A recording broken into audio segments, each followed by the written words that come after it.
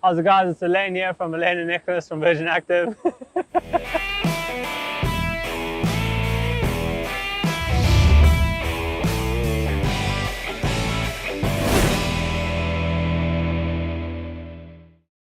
How's it guys, it's Elaine and Nicholas from Virgin Active. Morning. Yeah, so we've had a little trudge, a little cycle out to Simonstown. We're doing our morning training ride, focusing on road today.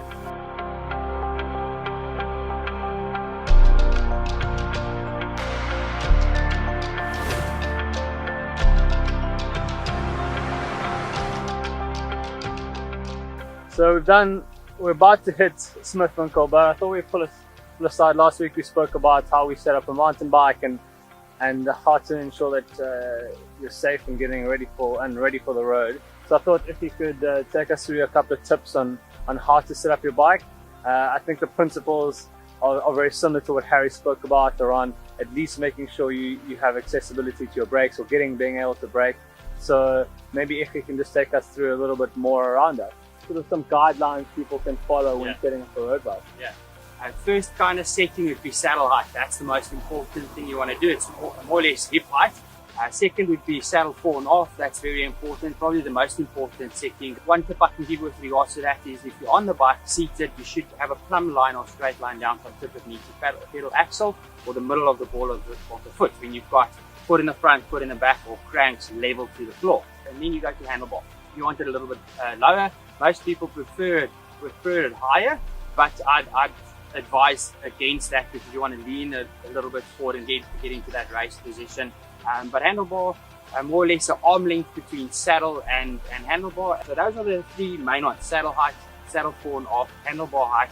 Because you've got these handlebars or road bike handlebars, you've got the hoods and you've got the drops.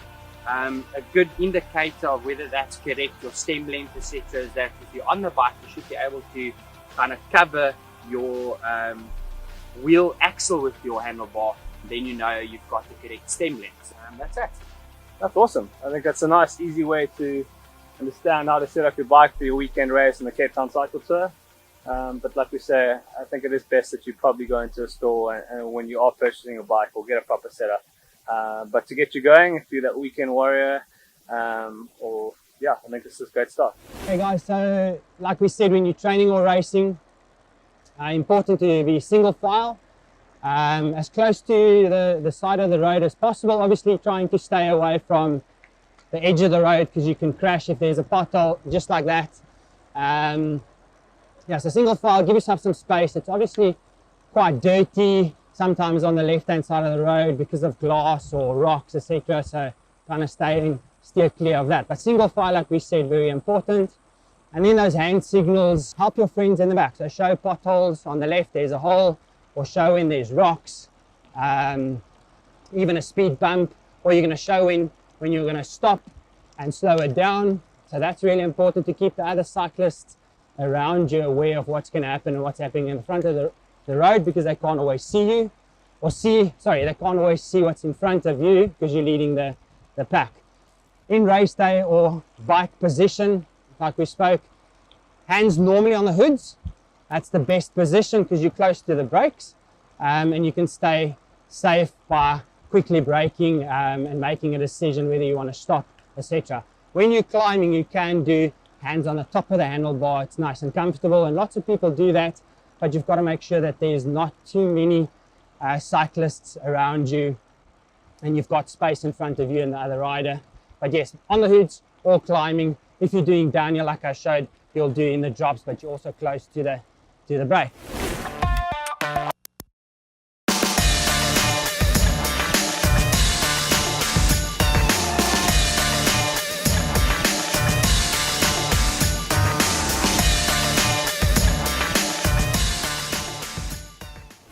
Alright, so climbing, I think Elaine, we just started Smithwinkle.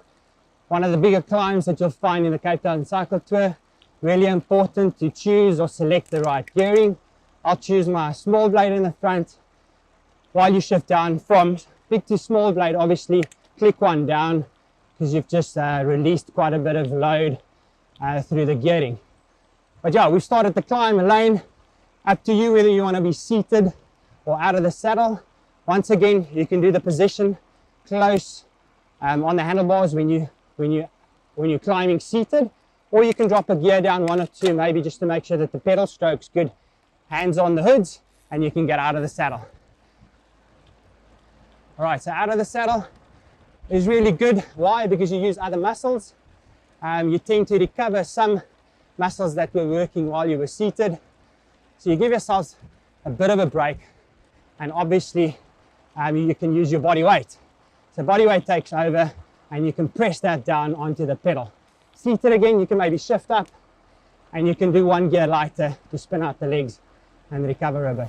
So guys, it's been a great ride this morning. We've been able to go through or go around Cape Point. It's a great part of the Cape Town Cycle Tour, and we all look forward to that section. Now we're here in Mystic Cliffs. We're gonna go do some hard intervals up Chapman Peak and head home. But yeah, we'll see you soon. Take care. Ciao. Ciao.